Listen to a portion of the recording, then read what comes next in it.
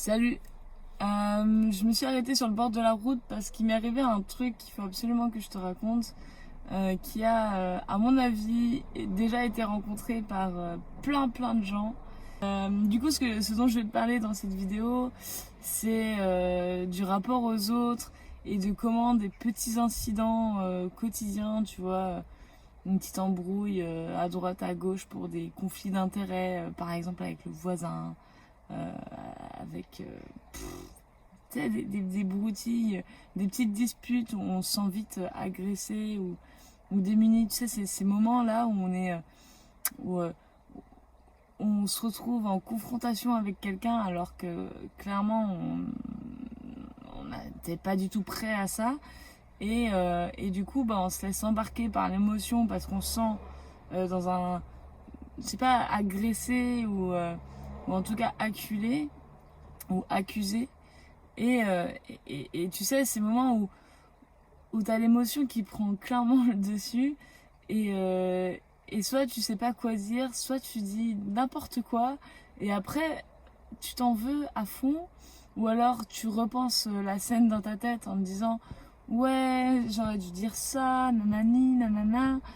Et en fait, genre, juste tu t'empoisonnes la tête avec ce genre de petites broutilles. En fait, c'est des trucs du quotidien et pourtant, on se rend compte qu'ils ont une importance dans notre vie qu'on qu'on sous-estime. Qu'on sous-estime. Parce qu'on a tendance à en rajouter des tonnes dans notre tête. Et c'est de ça dont je vais te parler parce que ça m'est arrivé. Ça m'est arrivé en sortant du bateau. J'étais passé quelques jours à Ouessant.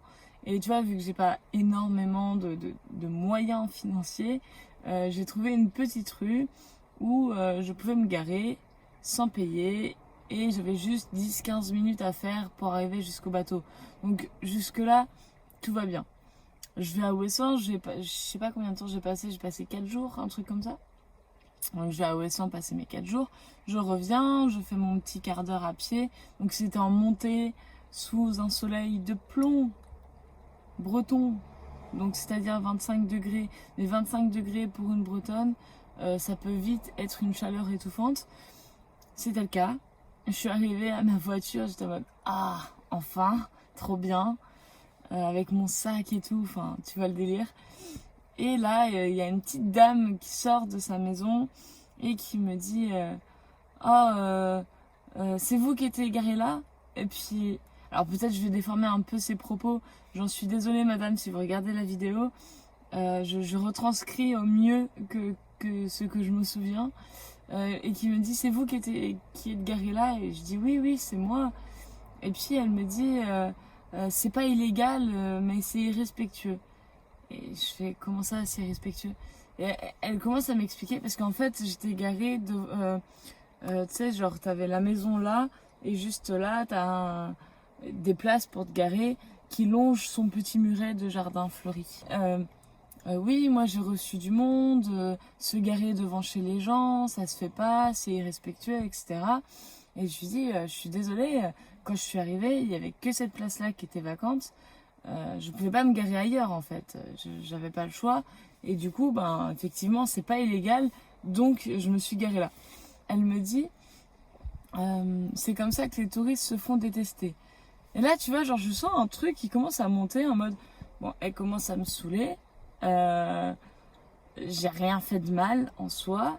Je comprends que ça puisse l'embêter, mais je suis quand même dans mon droit et voilà. Enfin, j'étais juste en train de m'énerver en fait à l'intérieur, à me dire mais qu'est-ce que tu viens m'embêter en fait? Genre, je viens 4 jours dans le mois et encore, c'est même, enfin bref, tu vois très bien le genre de délire.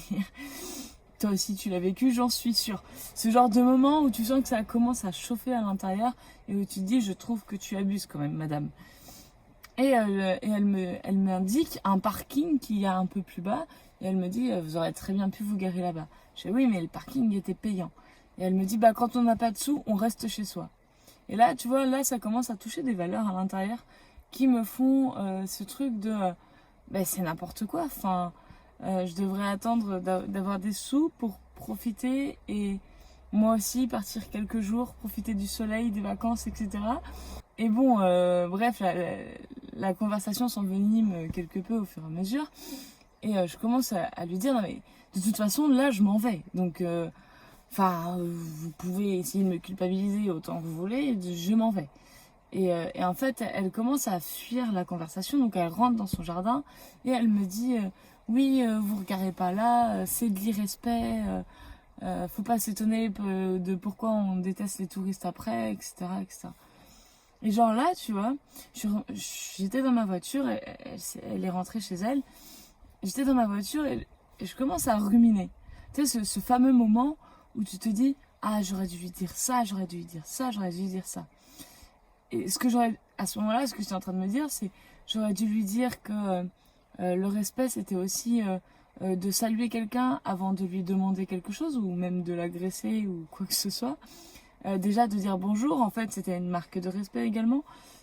J'aurais dû lui dire que euh, c'était une mentalité que je déplorais et que j'espérais bien que la France de demain n'ait pas cette mentalité-là, parce que c'est ça qui faisait qu'on détestait les bourgeois qui ont leur petite maison au bord de la mer, dans un petit quartier calme, avec jardin, fleuri, exposé plein sud, et que finalement, la seule chose qu'elle avait à partager, c'était cette place de parking pour des gens comme moi qui n'ont pas forcément les moyens de se payer 4 jours de parking et qui ont quand même envie de voir le monde, tu vois.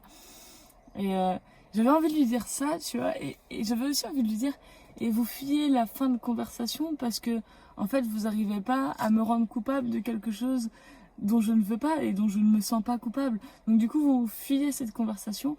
Et tu vois, il y a tout ça qui est venu ruminer dans ma tête. Et je me suis dit, putain, j'aurais pu la casser comme ça. J'aurais pu lui envoyer ça dans la tronche. Ah, mais quelle vieille chouette. Et tu vois, Isabelle Padovani appelle ça faire pisser son chacal. J'ai fait pisser mon chacal à fond. Et après, je me suis posé la question, merde, en fait, cette dame, elle avait un regard très sympathique.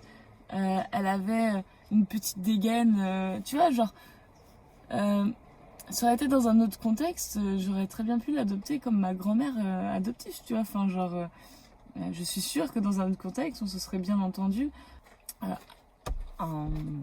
Bonjour. C'est très étrange de parler à sa vidéo quand il y a quelqu'un qui passe. Parce que j'aurais pu, tu vois, je pense être assez ouverte pour pouvoir discuter avec cette personne. Et je pense que j'aurais apprécié discuter avec cette personne. Je pense que j'avais plein de choses à apprendre de cette personne.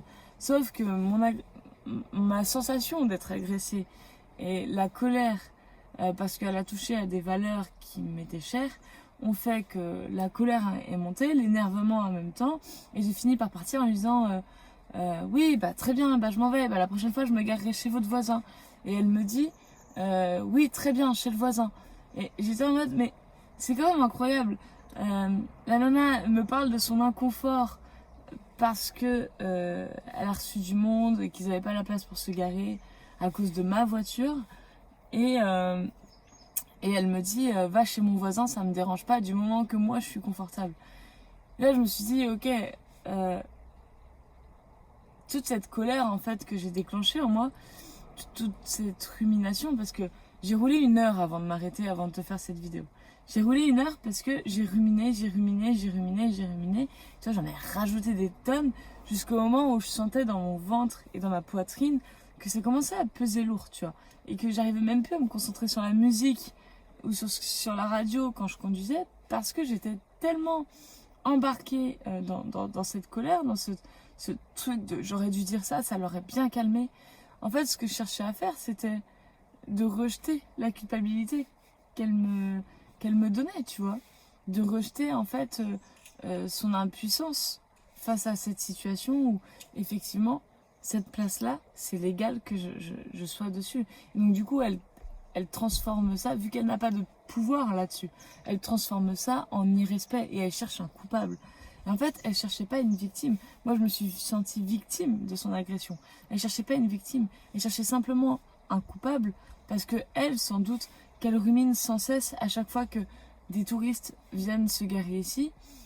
Sans doute qu'elle rumine sans cesse le fait que la ville n'est pas protéger, entre guillemets, une parcelle de place pour qu'elle puisse être confortable chez elle. Et sans doute que cette dame, elle a travaillé toute sa vie pour pouvoir se payer sa baraque, etc. et qu'elle a juste envie de tranquillité. Et je peux comprendre. Et c'est ça le pire, c'est que je comprends. Simplement, la colère a fait que je me suis emballée et que j'étais incapable de le comprendre sur le coup. Et c'est là où je pense que c'est important de remettre les choses en point. Et c'est là où ça m'a semblé important de t'en parler. C'est que, en fait, c'est pas à moi qu'elle parlait. Les gens nous mentent. Les gens nous font croire qu'ils parlent de nous, mais ils ne parlent que d'eux-mêmes. Quand elle me dit que c'est irrespectueux, elle me dit qu'elle se sent pas reconnue par la ville où elle a acheté sa baraque parce qu'elle n'a même pas de quoi se garer. À elle. Elle me dit pas que c'est moi qui suis fautive. Elle me dit que nous tous, les touristes, qui sommes des étrangers, qui n'habitons même pas là, tu vois, elle fait un mur entre elle et les autres. Et en faisant ce mur entre elle et les autres, elle a à sa disposition une tripotée de coupables. Et cette tripotée de coupables sont les fautifs. Donc ça lui permet de s'alléger sans doute sur le sort qui lui est tombé dessus, de ne pas avoir sa place de parking. Et du coup, en vrai, ce que j'aurais dû répondre, c'est de lui dire simplement « Bonjour madame, écoutez, vous avez été trop vite pour moi, je me sens agressée, je suis pas sûre que ça soit ce que vous aviez envie de me transmettre, expliquez-moi le problème et on va en discuter. » Et je pense que déjà, tu vois, à ce moment-là, elle m'aurait dit bonjour, elle se serait excusée de ne pas m'avoir dit bonjour. Ça avait vraiment l'air d'être quelqu'un qui, comme moi à ce moment-là, était emporté par les contraintes que j'amenais en me garant ici. Et elle, de la même manière, je me suis énervée parce que en réalité, je venais de me taper la côte, j'avais chaud, j'avais juste envie de prendre ma voiture et de rentrer chez moi. Et je me suis faite alpaguer comme ça et je me suis sentie agressée. Et ce qui a fait que notre conversation, elle a fait comme ça. Juste, on s'est heurté toutes les deux à un mur. Alors qu'en réalité, si l'une des deux personnes désamorce l'agression ou l'agressivité qu'il y a dans la conversation, alors il n'y a plus besoin d'avoir un mur. Il n'y a plus besoin de se protéger de l'autre. Et c'est là où je te dis que les gens se mentent. Les gens se mentent à eux-mêmes et les gens nous mentent à nous. Et si j'avais été capable à ce moment-là de dire « Ok, cette dame n'est pas en train de remettre la culpabilité sur moi. Cette dame est en train de se débattre avec ses propres contraintes. Et elle ne sait plus quoi en faire. Du coup, moi je tombe bien. Parce que je réponds à une fautivité, à une responsabilité qui lui paraît être légitime. Et je suis sûre que les personnes avec qui elle en a parlé lui ont dit la même chose. Ah, ces touristes, ils se garent n'importe où. Ah là là là là. Et en réalité, c'est pas ça le problème. Le problème, c'est qu'elle est impuissante face au défilé des touristes, qu'elle sait jamais qui vient, qui part, et que ça doit être hyper inconfortable de se sentir dans ce truc-là, tu vois. Donc, ce que j'aimerais te partager, en fait, pour faire très simple, c'est que quand tu comprends que les gens parlent d'eux-mêmes et ne parlent pas de toi quand ils disent tu, ils disent moi. Et si tu comprends ça, c'est beaucoup plus facile de désamorcer toutes les petites disputes qui se passent au quotidien. Tous les moments où tu rajoutes, parce que tu aurais dû dire ça, tu aurais dû faire ça, tu aurais dû... Non, il n'y a pas besoin. Il n'y a pas besoin si, à un moment donné, tu arrives à te rendre compte à quel point c'est pas toi qui as agressé. La personne qui a agressé, c'est celle qui t'agresse. Et toi, ce que t'en fais, c'est ton problème. Et moi, ce que je te propose, c'est d'en faire quelque chose qui te permette de mieux comprendre toi-même, de mieux te comprendre. pourquoi je me suis sentie agressée à ce moment-là? Parce qu'elle a touché à des valeurs qui sont importantes pour moi. Par exemple, le fait que quand on a de l'argent, on peut se permettre de bouger. Quand on n'en a pas, on reste chez soi. Ça, pour moi, c'est quelque chose qui rentre pas dans mes valeurs. C'est quelque chose qui me paraît très individualiste, premièrement, et très chacun sa merde. Et ça, pour moi, ça me fait mal d'entendre ça. Tu vois, qu'on me dise ça, ça me fait mal. Euh, ça me fait tellement mal que je vais en pleurer. J'ai bien fait de garder mes lunettes de soleil.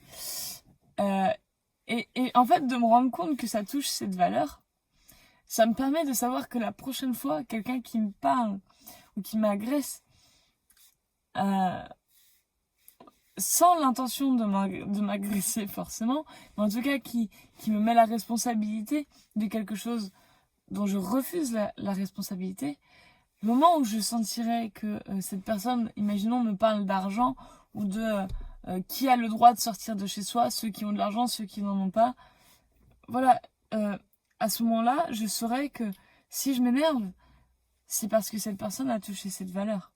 Parce que là, j'ai pris le temps d'entendre ce que ça m'a fait. Et donc du coup, je peux aussi prendre le temps de me faire du bien par rapport à ça. Et de me permettre, en fait, de me dire, non, je suis pas la victime de cette dame. Non, j'ai simplement été la victime de mon émotion.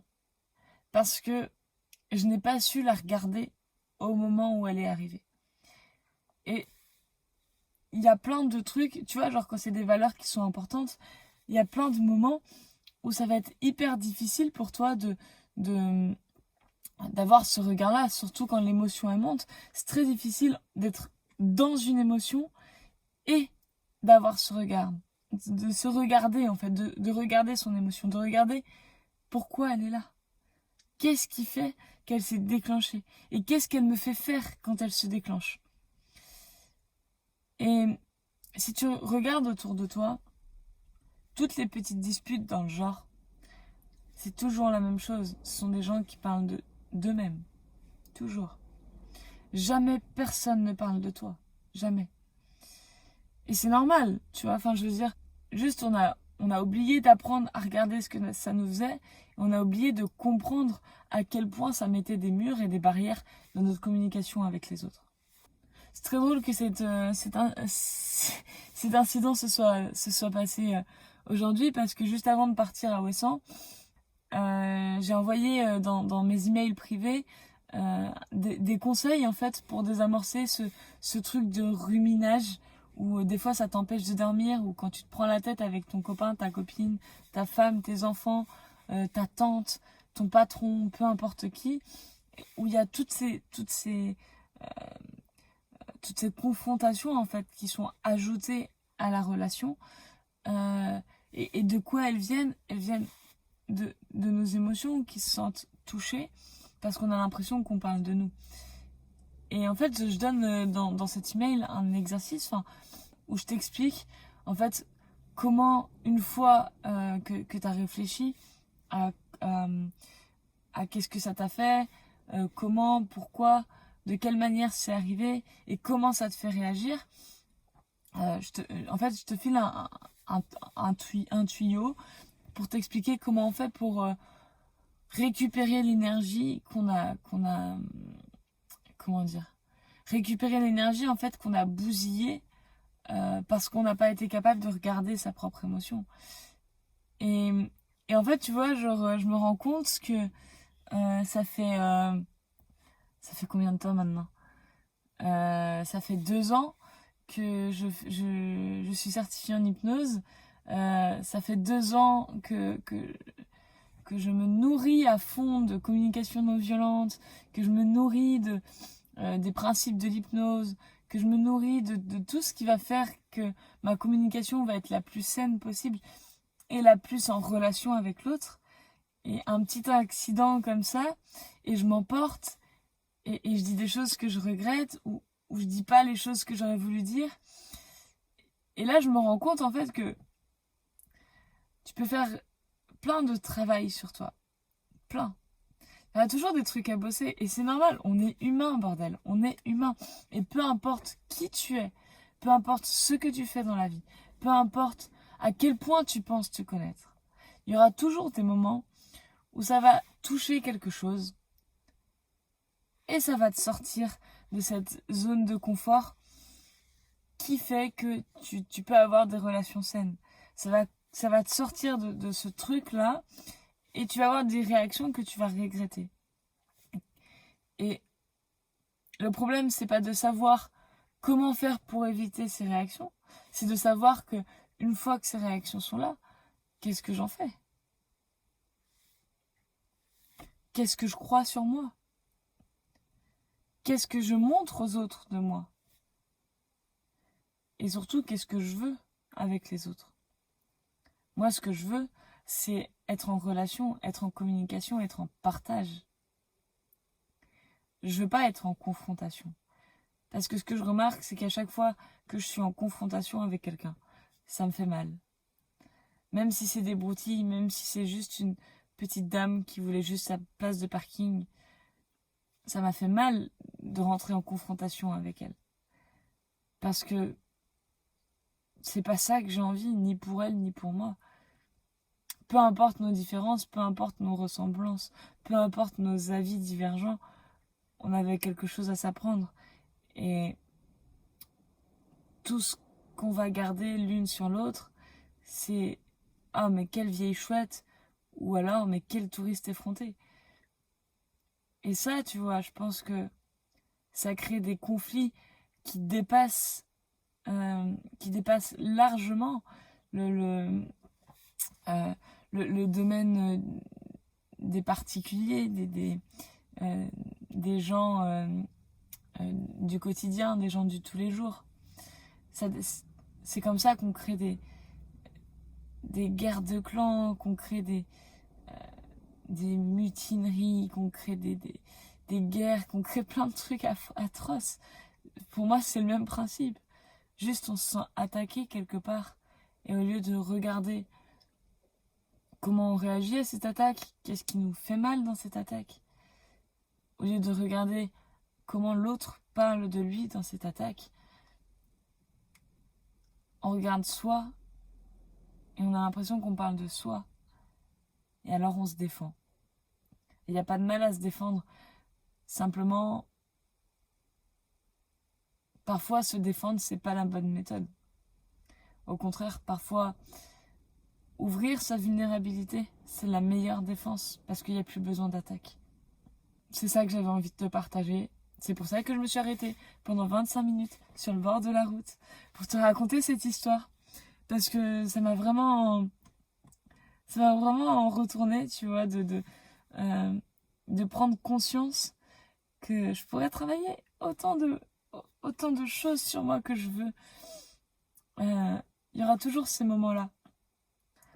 Si jamais ça t'intéresse d'avoir, tu vois, genre des petits conseils ou des petits exercices pour te permettre de mieux gérer ce que tu vis, en tout cas de mieux l'accueillir et de le regarder d'une autre manière que ce que tu as pris l'habitude, tu peux cliquer sur le lien que je mets juste en dessous là et en fait tu vas arriver sur ma page de mon site. Tu auras juste à rentrer ton adresse mail et tous les dimanches matins tu vas recevoir à 9h dans ta boîte email un conseil, une astuce ou un tuyau. J'aime bien en fait j'aime bien à travers ce que je vis trouver des solutions pour moi et après je te les partage. En fait tout ce que je te partage dans ces mails là sont des trucs qui me sont arrivés ou que j'ai ressentis et auxquels par le biais de l'hypnose et de d'autres pratiques, je trouve des solutions pour me sentir mieux. Et c'est ça que je te partage. Voilà. Donc ça fait déjà 28 minutes. C'est fou ce qu'on peut causer, bon Dieu. Je suis pas très très régulière avec mes vidéos. Du coup, mets la petite cloche si tu veux pas les louper. Laisse-moi un commentaire si tu as déjà croisé ce type de situation où tu débarques et t'as une petite dame qui arrive sur toi comme ça, c'était carré là. Comment t'as réagi, qu'est-ce que ça t'a fait, comment tu t'es senti après, comment t'as réagi aux autres fois où ça a pu arriver. Tu vois, genre, si t'as envie de partager tout ça, ça serait vraiment avec plaisir. Voilà, bon, bah, je te fais des bisous et puis à la prochaine vidéo.